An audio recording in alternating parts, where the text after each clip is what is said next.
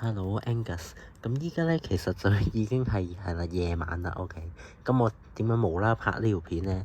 其實就係因為係啦就快考試啦，同埋今次考試咧，你都 send 咗個範圍就係中四嘅嘢咧，佢淨係考2課嘅啫。咁同埋呢一課多項式咧，我只係覺得就係一個嘅check point 嚟嘅，即係佢啲嘢唔係話難啦，都幾容易攞分嘅。同埋我哋上堂嗰陣時咧，已經係整理好嗰啲題型咁樣啦嚇。咁今日咧就純粹好快速咁樣去同你溫下書咁樣咯。就講下嗰啲題型，同埋咧其實有啲字咧係要識嘅。咁我哋今日咧就一次過係即係可以囊括一下咁樣啦嚇。咁首先咧你要知道咧就係嗱呢啲字咧你唔知就冇得玩噶啦，就唔知點做啦。就係咧應該上堂學過啦，同埋有啲咧係初中嗰陣時都見過嘅。咁例如係呢個 factor 呢個字咧，其實佢就係嗰個因式分解嗰課啦。當我哋話 is a factor 咧，係等陣間你都會見到啦，就係話佢其實係可以整除嘅，OK 嚇。咁同埋咧，佢同 divisible 呢個字咧都係一樣嘅，一樣意思嚇。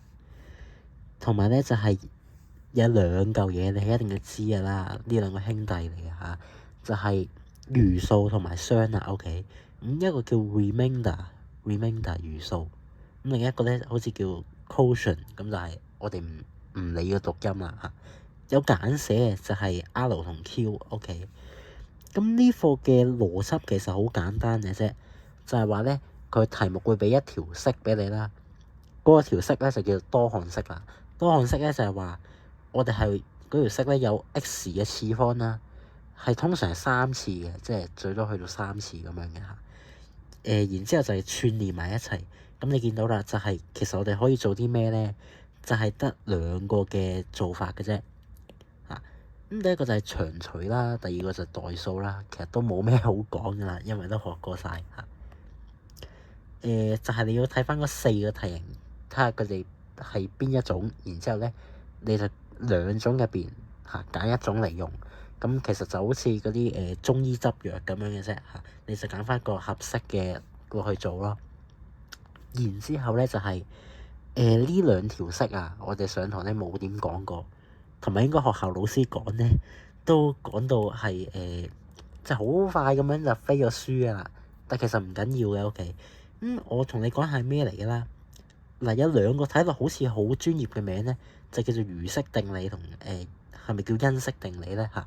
呢個唔知中文啊嚇。咁佢意思純粹就係話一條3次方嘅 x 咁樣嘅多項式咧，其實佢可以咁樣寫嘅，係啦，其實可以咁樣寫。咁佢純粹你用翻小學嘅邏輯嚟睇，就係話如果7佢俾2除嘅話，咁佢嘅商係即係類似答案嘅嘢咪3咯，然之後加翻個餘數1咯，就係咁樣嘅咯。只不過佢整到好似好 pro 咁樣啦。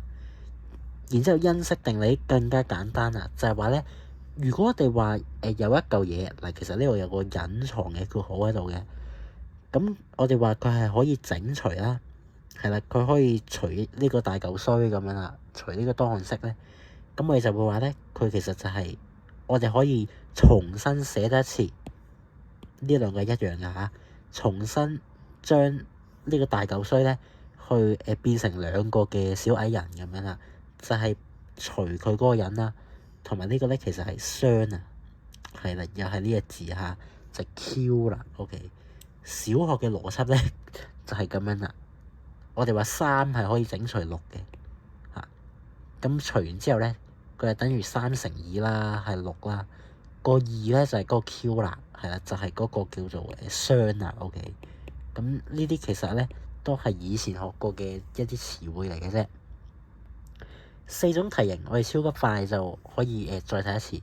就係第一種咧，唔好理住，最緊要咧係2、3呢兩種咧，就係揾餘數同未知數啦。OK，咁佢通常咧都係咁樣嘅。嗱，餘數呢個字要背啦 ，remainder 啦，OK。但係未知數咧，佢一係就係 A 啦、B 啦或者 K 啦，呢3隻咧係最常見嘅。OK 嚇，咁但係兩種題型咧個方式就係你代數入去咧，你就知道係個答案係乜嘢啦。然之後，如果佢話因式分解啊，就係代表你要用長除啦。今次因式分解咧，嗰個字會係咁樣嘅，就係佢會叫你咧係 factorize。嗱，又係初中嘢喎。因式分解佢嘅英文就係咁樣啦。咁同埋咧就係如果你見到佢嗰個分題咧係有咩 f(x) 等於零之類嘅嘢啦，未必等於零嘅，但係90都等於零噶啦。咁就係代表咧佢想你係啦，又係做因式分解，即係又係代表呢個題型啦。OK，你而家就嚟睇下啦。佢一題裏邊咧就通常都唔會話淨係問一種題型嘅。咁你見到我哋呢一題咧，佢呢個A1 同 A2 咧，其實係代表乜嘢咧？A1 就係揾未知數啦，好簡單啊。A2 咧就係我頭先講嗰個因式分解啊，即係佢其實你呢一題係代數同長除咧兩個都要做嘅。OK，嗱，代數咧唔使諗到咁複雜，就係咧個題目永遠係咁出㗎。佢會咧話俾你聽呢個大嚿衰係乜嘢先就係 f(x) 啦。有時唔一定 f(x) 嘅，有時會係 g(x) 或者 h(x)，但係總之係見到佢係3次方嘅大嚿衰咧，你就知佢弄嘢啦。然之後咧，佢會俾一個就係叫你去係咪一嚿細嘅嘢啦，就叫你去除佢嘅，通常都係 OK。嗱，你見到啦，我哋頭先話點解要知呢啲字咧？就係佢係咁樣問噶嘛。咁如果你解讀唔到嘅咧，你係真係冇得做嘅。Is a factor 咧就係代表話佢可以整除，係啦。OK，咁呢個時候咧就要諗下喎，就係你代完數之後咧，其實佢係會等於零嘅。嗱，咩意思咧？咁我哋一齊睇下先。首先要代數，代嘅數咧就係記住係 x 加3等於0嗰陣時，個 x 咧應該係等於負3嘅，係嘛？咁所以你代落去之後咧，你要簡化少少先啦。然之後點解佢係等於0咧？咁呢度再解釋一下咧，就係話嗱，佢係整除啦，即係佢係前邊嘅呢嚿嘢啦，我哋當做係嘛？咁如果我哋話 x 係等於x 負2，x 減2係可以整除咧，就代 x 等於2咯。咁 x 等於2嗰陣時，佢呢個成嚿係0咗喎。呢個成嚿係0咗，咁就代表佢呢個 f(x) 呢個大嚿衰咧，佢都係成個等於0嘅。OK，嗱 f(x) 呢個咧就係嗰個3次方嗰條友啦。應該直接睇得出係嘛？咁所以咧我哋話，當我哋見到佢話係整除得到嘅話咧，咁一定係等於0嘅，即係你代落去之後，咁呢個就係原本嘅意思咯。咁之後純粹就係普通嘅運算咧，你就會揾翻嗰個嘅未知數或者餘數咁樣啦。A 係啦，A2呢題咧都一齊睇啦。嗱 A2呢題其實係要點樣做咧？我哋上堂都有教過。就係佢想我哋咧去因式分解啊，係啦，因式分解呢個大嚿衰啦。咁我哋其實永遠咧係會用翻 A1，我哋已經證明咗嘅嘢。咁點解咧？依家就睇下啦。第一步咧就我哋想塞翻呢個 K 入去先。我哋揾到 K 係39啦，咁我哋寫翻入去先。因為我哋話佢原本呢隻色啦佢原本嗰個狀態咧並唔係一個完整嘅狀態係啦，因為佢係有未知數嘅。咁有未知數，我哋又點樣做落去咧？係嘛？咁所以咧一定係要重新寫嗰條式先，係啦。然之後咧就係到第二步啦。OK，呢個係第一步啦。第二步咧就係整呢個嘅長除啦。OK，長除嘅話都好簡單，咁就係大嚿衰喺入邊，然之後除人嗰條友咧係啦，呢個喐手嗰條友就喺出邊嘅嚇。咁你就比較一下咧，永遠係比較頭嗰一項嘅啫，淨係 OK，應該都清晰嘅嚇。咁你睇下佢哋差距啦。依家咧佢哋咪差4x2次嘅，即係呢個乘呢個。佢咧就會等於裏邊呢個啦嚇。咁然之後咧就係做落去咯。你記住喎，你係啦，呢度咁樣乘落去咧，你要整翻個減俾佢嘅 OK。因為我哋話咧一定係上邊減下邊咁樣去睇嘅 OK。39減12咪27 x 2次咯，係嘛？咁所以咧就係咁樣做啦。同埋咧講漏咗啊，頭先有個位咧冇講到嘅就係呢條式咧，唔知你會唔會覺得好似有少少睇佢唔順眼咁？咁點解咧？因為啊，佢冇咗 x 1係啦，x 1次方嗰嚿嘢。咁喺呢個情況咧，其實我哋又係要自己去特登加俾佢嘅。咁你唔加嘅話咧，呢個長除咧你就冇得做噶啦。OK，係啦，應該話好容易做錯啦。咁然之後咧，你就好似我呢度咁樣計，係啦，小心正負啊，同埋呢個負81，零減81咧就當然係負81啦。OK，咁所以咧到呢步啊，負81x 同 x 參負81嘅，所以你呢度咧乘翻負81，然之後咧你計落去咧，最後你發現係整除得到咧，咁就啱噶啦。OK，點解啱咧？因為佢頭先咧已經就係話 x 加3咧係整除得到，咁所以咧你如果計整除唔到咧，先係錯嘅。OK，即係順便可以 check 下你嗰個 K 啱唔啱咯？係啦，你啱嘅話咧，應該就一帆風順咁樣做落去。即係我哋普通數學咧係冇咩爛數嘅嗰份卷啊嚇。M2 嘅爛數有時會多少少嚇。好，咁然之後咧係啦，我哋爭嗱，我哋計完之後咧就兩個乘埋啦，好簡單啦。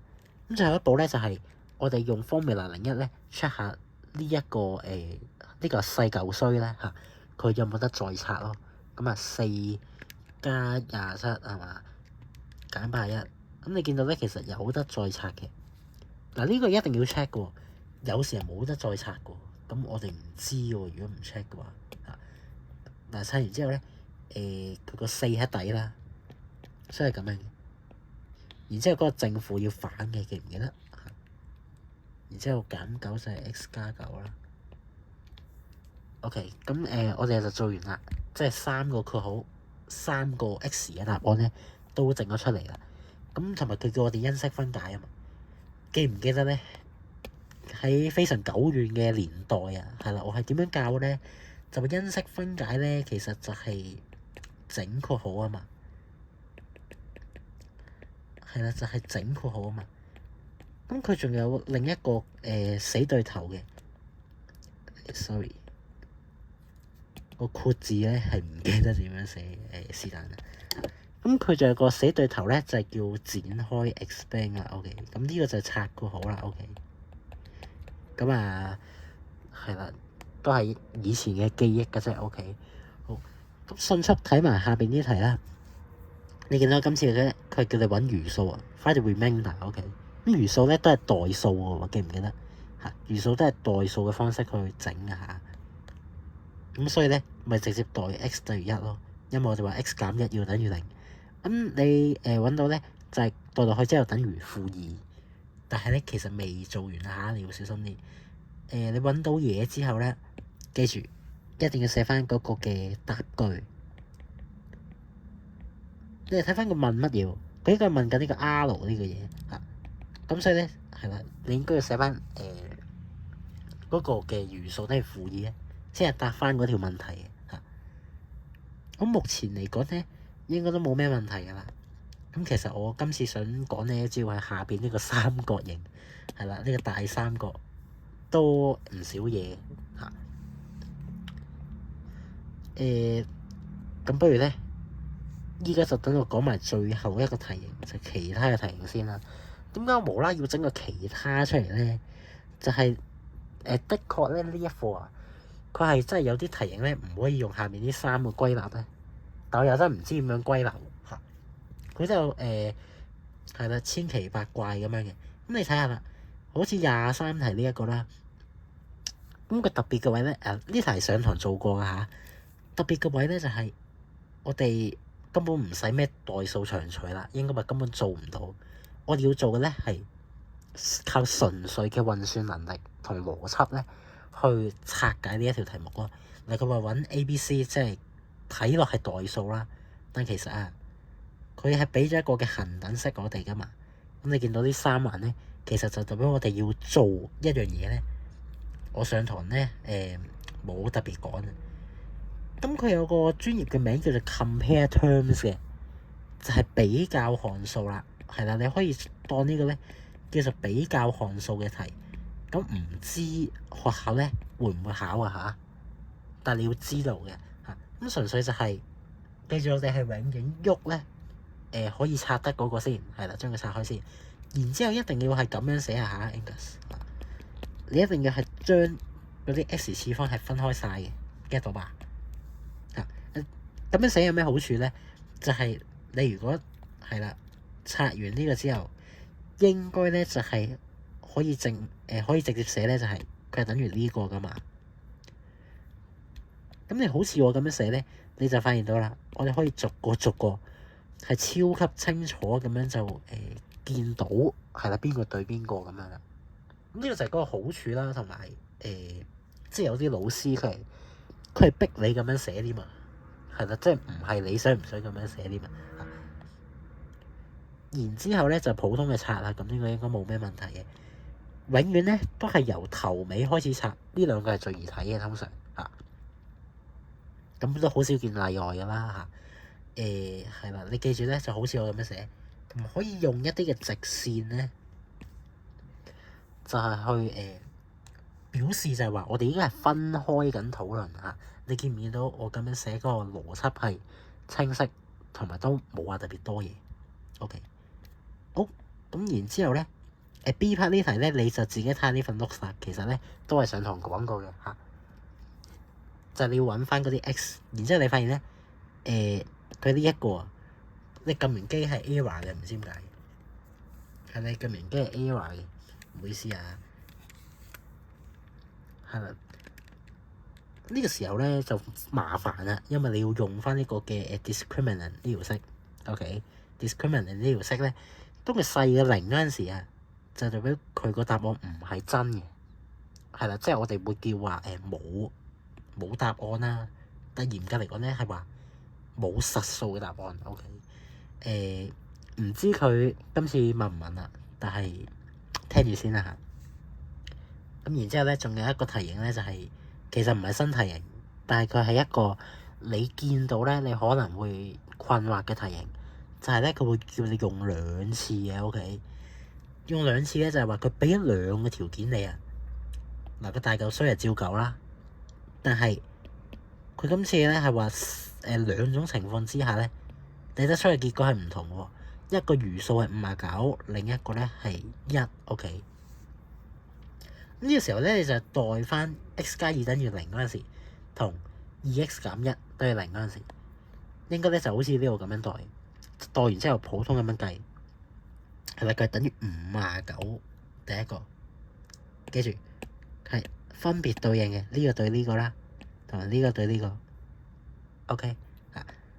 咁所以下面呢個就等於1啦，OK？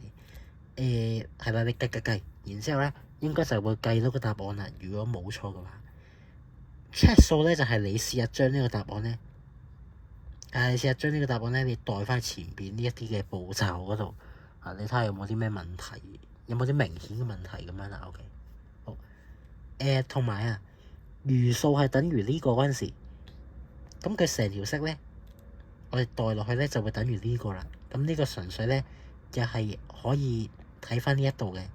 睇翻呢個餘式定理，我哋話前邊呢度咧，你呢個係0嗰陣時啊，呢個都係0啦。咁所以個大嚿衰咧，其實就係等於翻個餘數啊。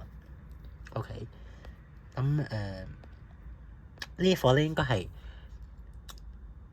應該理解同埋做題方面咧都冇咩問題，但係就係時間過咗一陣咧，你又會覺得嗰啲概念咧有少少抽象，又諗唔通啦。咁所以咧，其實都係要練習多啲嘅。OK， 嗱最後咧就係呢一個嘅題型啦。呢個題型咧就係話佢係其他嘅題型嚟嘅，係啦，即係點樣頭先話要整個其他咧？呢兩個都係其他嘅題型，比較項數啦，同埋就係下面呢一個其實係點樣做咧？下面呢個一齊審下題先啦，就係佢俾一個人啊，係啦，佢俾咗除嘅嗰個人，個喐事搞事嗰個人啊，然之後就話咧佢俾咗呢個，但係呢個唔係3次方嚟嘅，然之後又俾咗2個，即係佢一次過俾4個你，又搞到你唔知點咁樣啦。咁但係唔緊要啦，我哋一齊睇下先。佢後邊咧，佢前面就係話啦，佢可以係俾 x 減5整除。呢個時候咧，你就要有個觸覺啦，就係話咧，我哋以後咧可能係啦，我哋之後咧可能會整呢個咁嘅嘢。我哋可能咧會代 x 等於5，然之後咧用呢一個嘅嘢嚟計，係啦，你要即刻諗到呢樣先。但係目前嚟講唔知邊個位用係咪？咁唔緊要啦。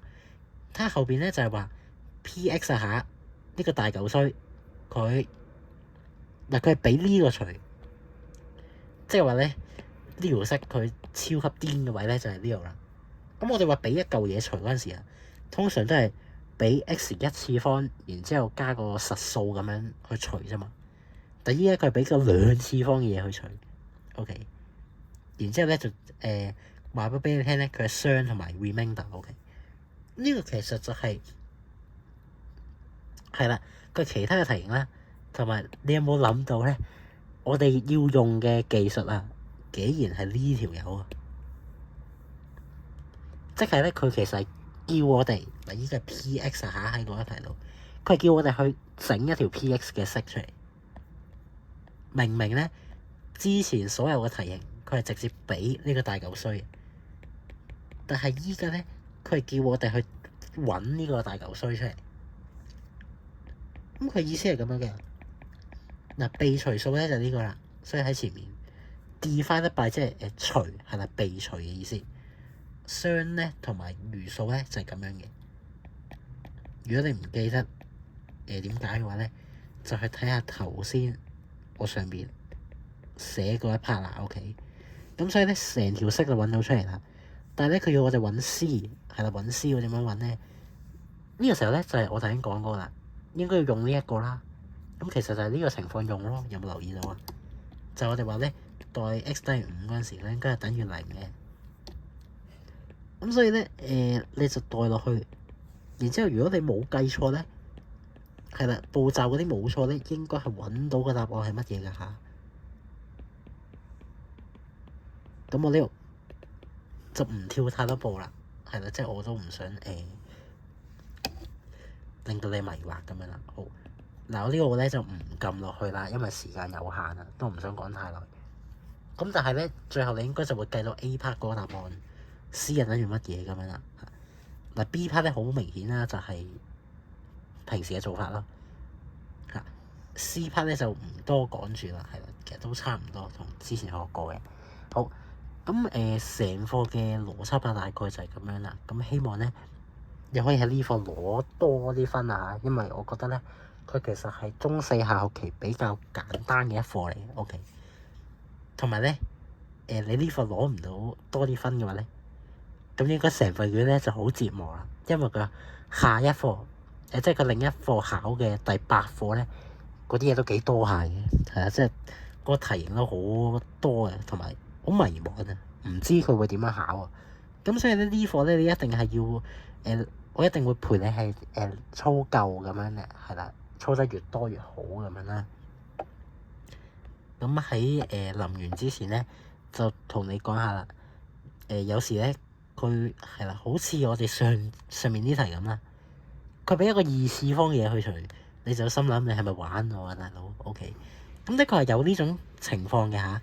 如果你見到呢種情況咧，唔使驚 OK，你就考慮咧就係呢嚿嘢啊，佢幾時會係等於0？咁你見到啦，佢呢嚿嘢其實咧，你應該明眼人一睇就睇得出佢係等於呢個噶嘛。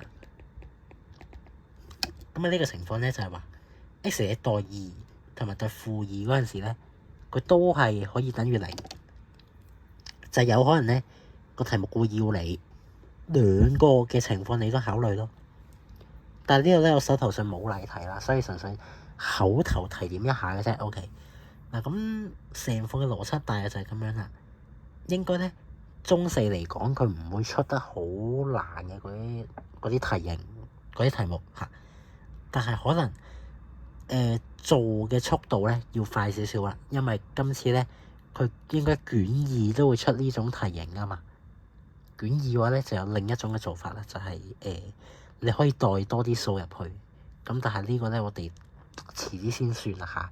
目前咧就係你確實地真係題題都明白，其實個邏輯嘅順序咁樣咧就足夠啦。OK。